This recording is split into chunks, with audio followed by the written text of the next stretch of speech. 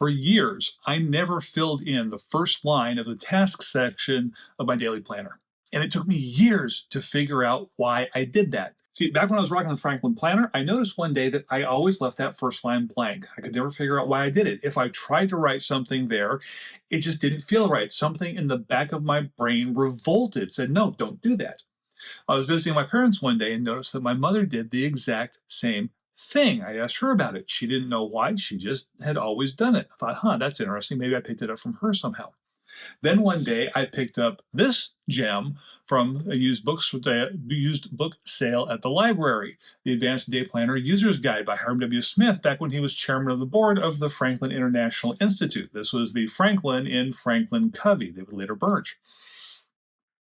It had the answer in an illustration. See, one of the best practices of using the Franklin Planner system was every day you would start off with something called daily planning and solitude. This was your most important task of the day. It should be the first thing that you do every day. And you were encouraged to write this down as the first task in your list.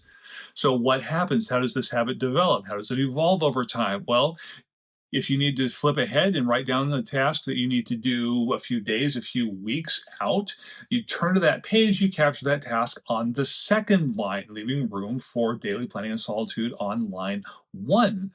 Well, what happens over time? You get tired of writing down that same thing every single day, and you start to drop it. Yeah, I know it's there.